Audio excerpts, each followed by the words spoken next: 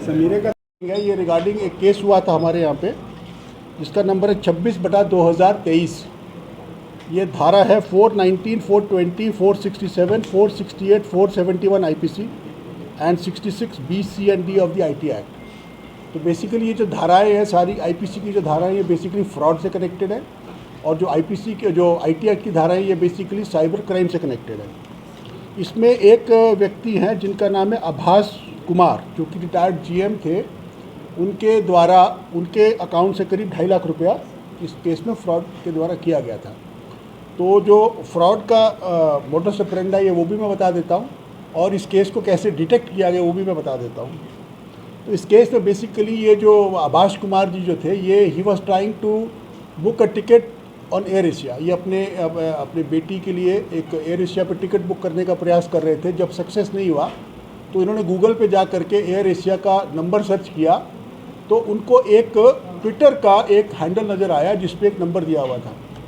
तो जब उन्होंने उस नंबर को कॉल किया तो अदर साइड पे जो बंदा बैठा था उसने अपने आप को एयर एशिया का ऑफिसर बताया, और उसने बोला कि आप एक पर्टिकुलर ऐप को डाउनलोड करो। तो जब ये ऐप डाउनलोड की गई तो बेसिकली ये ऐप जो है एक मिररिंग ऐप है, जो कि जिसके मोबाइल पे डाउनलोड होती है तो उसके स्क्रीन को मिरर कर देती है दूसरे के अकाउंट पे, दूसरे के मोबाइल पे। तो जब ये ऐप डाउनलोड करके इन्होंने इंस्टॉल किया तो इनका सारा का सारा स्क्रीन पे जो भी कार्रवाई हो रही थी वो एक्यूज्ड को या जो फ्रॉडस्टर को नज़र आनी शुरू हो गई। उसके बाद में फ्रॉडस्टर ने इनको बोला कि आप एक छोटा सा ट्रांजैक्शन कीजिए, 10 या 20 या 100 रुपये, कितने का था? स्मॉल 20 रुपये का। तो 20 रुपीज़ का ट्रांजैक्शन करने के लिए बोला। तो कोई भी आदमी को जब 20 रुपये का ट्रांजैक्शन करने के लिए बोला जाता है तो उसको शक नहीं होता है। तो आइडिया उसका था कि इनके अकाउंट के डिटेल्स, इनके बैंक अकाउंट, यूज़र नेम और पासवर्ड को प्राप्त करना। तो वो जैसे ही इन्होंने फीड किया तो सारा का सारा डेटा जो है वो फ्रॉडस्टर के पास में आ गया, और जब OTP जनरेट होकर इनके मोबाइल पे आके गिरा तो वो भी फ्रॉडस्टर को मिरर के माध्यम से, क्योंकि स्क्रीन की मिररिंग हो रही थी, वो नज़र आ गई। इस प्रकार फिर इनके अकाउंट से, इनके और इनकी वाइफ के अकाउंट से करीब 2.5 लाख रुपया फ्रॉडस्टर ने इसमें निकाल लिया। तो इसमें पकड़ा कैसे गया उसका हम लोगों ने एक बहुत अच्छा काम किया। हमारी जो साइबर टीम है इसमें हमारे SP cyber Kartik, DSP Neha, plus CTO chief technical officer Vibhuti, इन 3 लोगों ने मिल करके, प्लस देवघर पुलिस के कुछ अधिकारियों ने काफ़ी इसमें वर्क किया, जिसके चलते सफलता मिल पाई।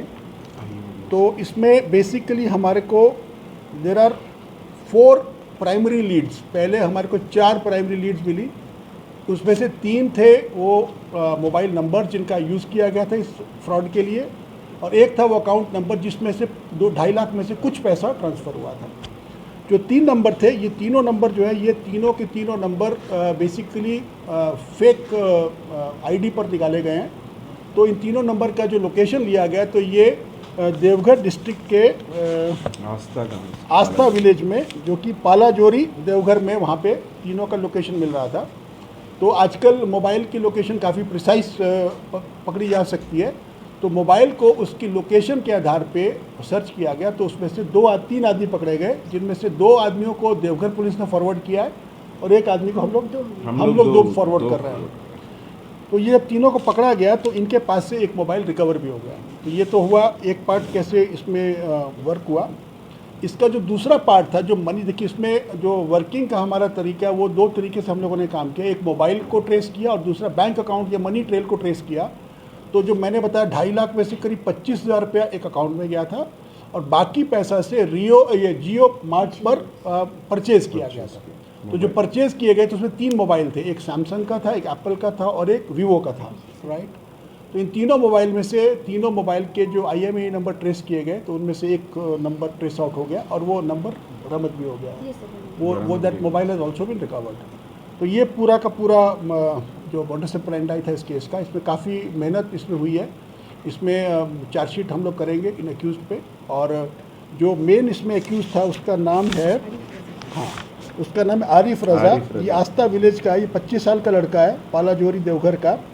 तो ये अपने आप को बताता है कि मैं ट्रक में खलासी का काम करता था। तो जब इससे पूछा गया कि खलासी साइबर क्रिमिनल कैसे बन गया, तो इसने बताया कि एक मेरा चचेरा भाई है जिसका नाम है इमरान अंसारी, और एक इसका ममेरा भाई है जिसका नाम है Meraj Ansari.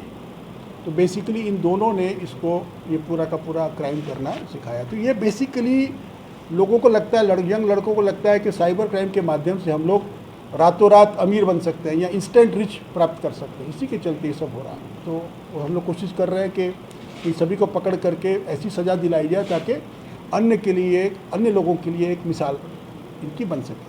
Sir, air Asia का जो वेबसाइट है उसमें वो अपना नंबर इंस्टॉल कर रखे थे या फिर किया था? ट्विटर पे इन लोगों ने एयर एशिया के नाम से एक फेक आईडी बनाई हुई थी और उसको actually there are ways to popularize your this thing. ऐसे तरीके हैं जिसके माध्यम से अगर आप किसी पर्टिकुलर साइट को चाहते हो कि गूगल के सर्च में वो ऊपर आए तो किया जा सकता है, कुछ पेमेंट के माध्यम से, कुछ फ्रीक्वेंट यूज़ के माध्यम से। तो ये लोग करते क्या हैं, ट्विटर पे इन्होंने एयर एशिया के नाम से एक आईडी बनाई, फिर उस आईडी को इन्होंने पॉपुलराइज़ किया। तो जब वो पॉपुलर हो गई तो जब गूगल पे सर्च मारा एयर एशिया मोबाइल नंबर, तो इनकी जो ट्विटर पे जो अकाउंट था वो ऊपर में आ गया। तो जब ऊपर में आ गया तो लोगों ने उसको खोला, उसमें एक मोबाइल नंबर मिला, उस पर कॉल किया, ऐसे ही काम हुआ है। कितने लोगों को अपने जद में ये ले चुका है? ये सब पता है कि 15-16 लोगों को भी इसी मॉडल से तो मुझे अभी ये नया बताओ कितने लोगों को? 15-16 लोगों को इसके अनुसार ये ठग चुका है। बाकी हमारे इन्वेस्टिगेशन में जब आएगा तो एग्जैक्ट पता चलेगा। इनके जो अकाउंट्स हैं और जो मनी ट्रेल्स हैं उससे पता लगेगा कि और कितने लोगों को इन्होंने ऐसा किया है, राइट। ये 25,000 रुपए ये खुद के अकाउंट पर ट्रांसफर किए थे या किसी और के? वो ट्रेस आउट कर रहे हैं, वो भी अकाउंट फेक है, सरायकेला का अकाउंट है, वो अभी पता नहीं लगा किसके नाम से, बट चांसेस हैं कि वो भी फेक अकाउंट होगा। ये जो मोबाइल बरामद हुआ जी। ये खरीद कर खुद यूज कर रहे थे या कोई और? इन्होंने किसी को बेचा था।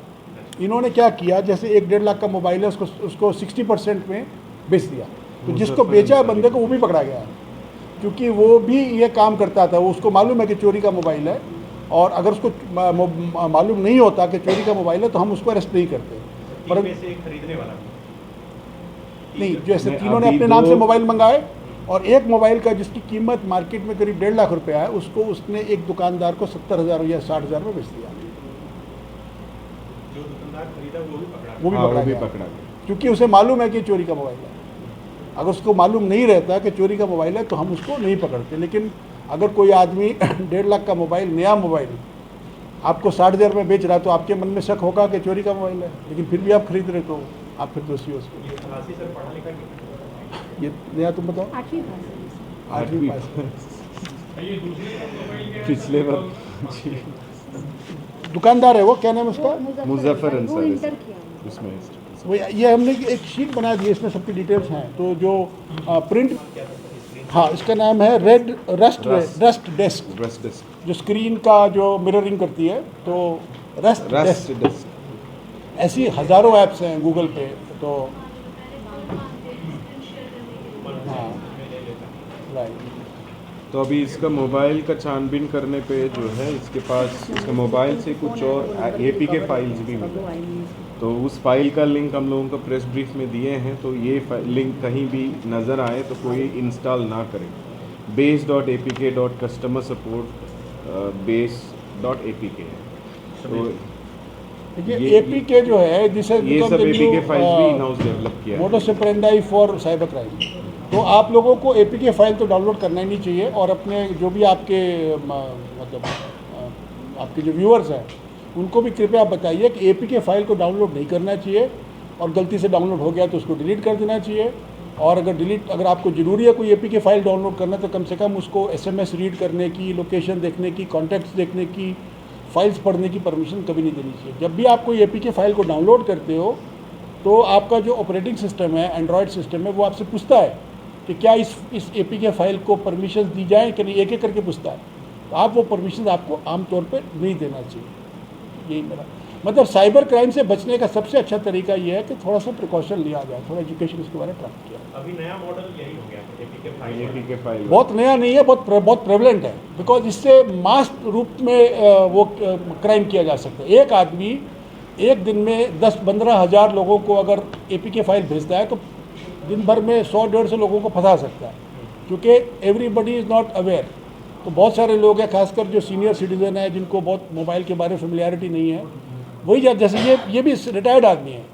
तो आजकल के जो यंगस्टर्स हैं वो ज़्यादा अवेयर हैं, लेकिन जो हमारे सीनियर सिटीज़न हैं उनको उतनी जानकारी नहीं रहती है, तो दे बिकम द इमीडिएट। तो इसका जो अवेयरनेस कैंपेन है वो विशेष रूप से सीनियर सिटीजन्स में मेरे विचार से चलाना चाहिए। आपके जो घर के जो बड़े बुजुर्ग हैं, आपके पड़ोस में जो लोग रहते हैं, उनको बताने की ज़रूरत है कि जब भी कोई ऐसी APK फाइल डाउनलोड करने के लिए बोला जाता है तो कृपया उसको डाउनलोड ना करें। ओके, ठीक, थैंक यू।